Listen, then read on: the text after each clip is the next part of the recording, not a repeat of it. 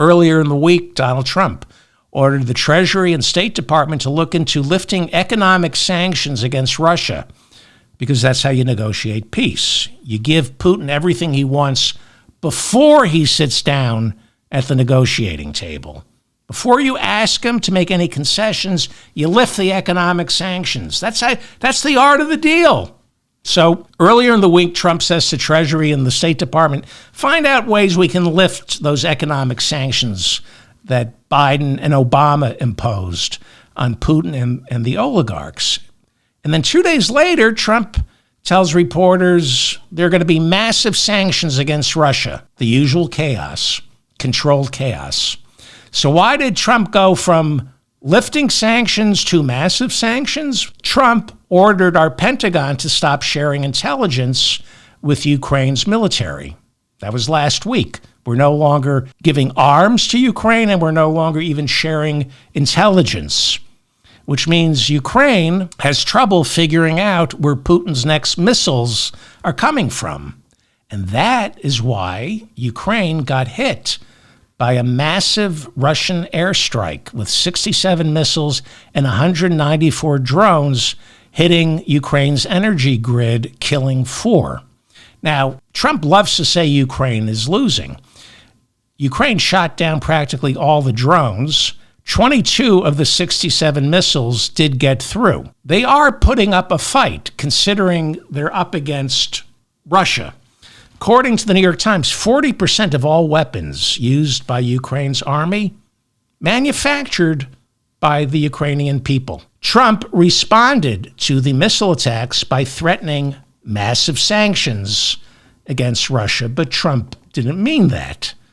He told reporters, quote, I got to tell you right now, Russia is easier to deal with than Ukraine. Then, meeting with reporters in the Oval Office Friday, Trump said of Putin's missile attack, quote, I actually think he's doing what anybody else would do if they were a murderous KGB thug. He didn't say that part. He literally said, I think Putin's doing what anybody else would do. That's how Trump responded to the missile strikes on Ukraine. He continued to accuse Zelensky of refusing to negotiate, which isn't true, adding, quote, it's crazy. Ukraine's taking tremendous punishment. I don't quite get it. Well, is Ukraine taking tremendous punishment?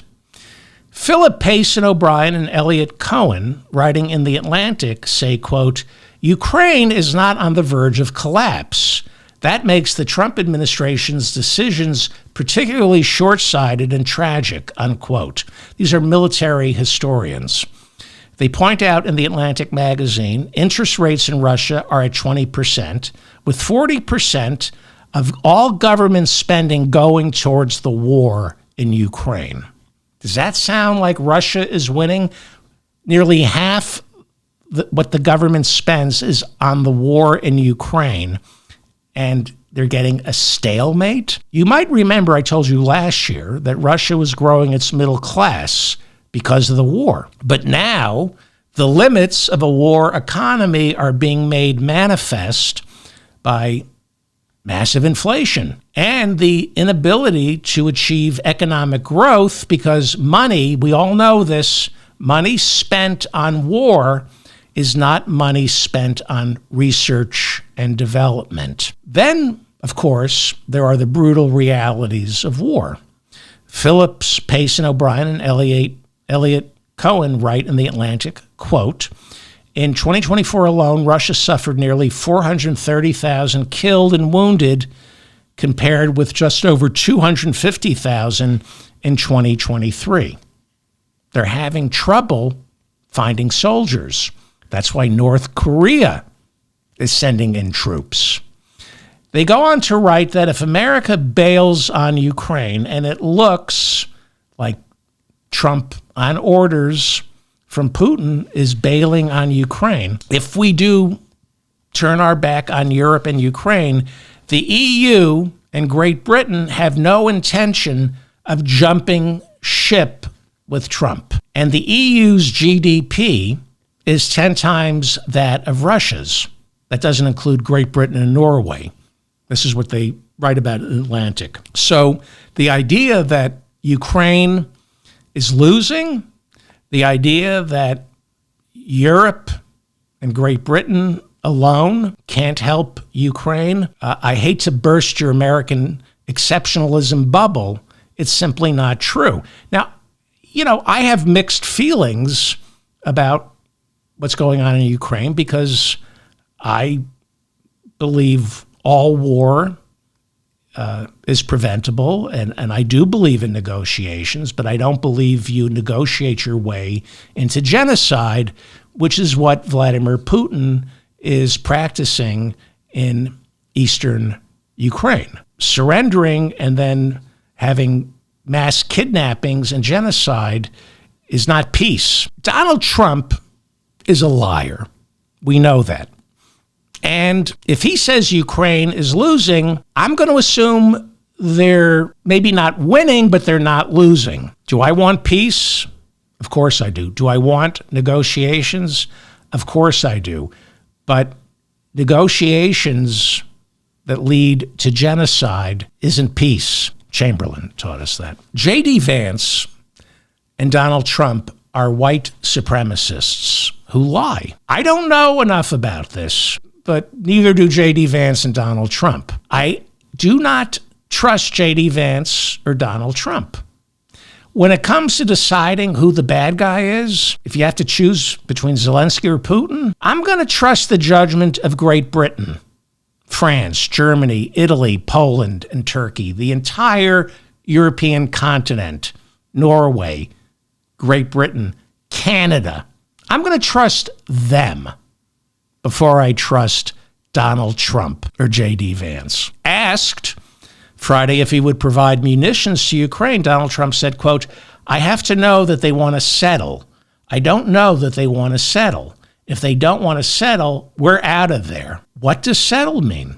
What does he mean by settle? What concessions is he going to ask of Putin? What does settle mean? Europe, everyone on both sides of the political aisle in Europe, pretty much, they believe settling for Ukraine is surrender. They're putting together hundreds of billions of dollars right now for Ukraine. I think Europe might know something Trump doesn't. Trump said Friday, "I believe Putin when Putin says he wants peace." I need not remind my listeners that Trump in 2018 at Helsinki said he believed Putin right after Putin said Russia didn't meddle in the 2016 presidential election, even though Trump's own national security team said Putin was lying. Trump said, "I'm going to go with Vladimir Putin's word over Dan Coates' word," the director of national intelligence, who oversees all the intelligence agencies. Dan Coates said, no, they meddled.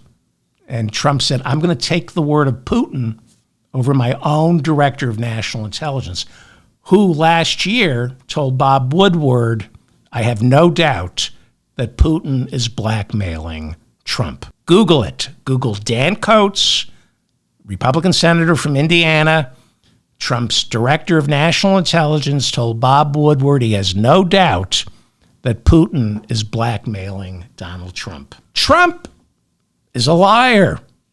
I'm going to trust Europe. I'm going to trust Canada, Great Britain. I'm going to trust Zelensky with his, 70% approval rating? I'm going to trust them on how big a threat Putin is. And, by the way, if Russia is winning, as Trump insists, if it's too big an army for Ukraine to defeat, as Trump insists, how come Ukraine is still standing? I want peace, but not if it means genocide. Trump said America won't defend NATO countries that aren't spending enough on defense.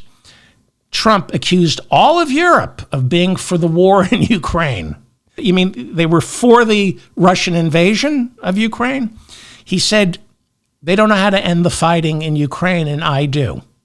Again, this is where character counts. This is why it's important to know the person you're electing to be commander-in-chief.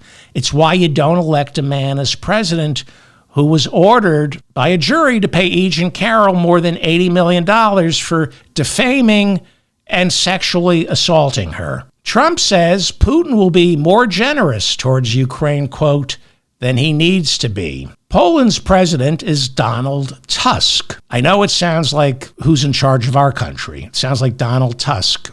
It's an amalgamation of Musk and Tusk, but there actually is a president of Poland named Donald Tusk, and he announced all adult men in Poland must now undergo military training to prepare for a Russian invasion.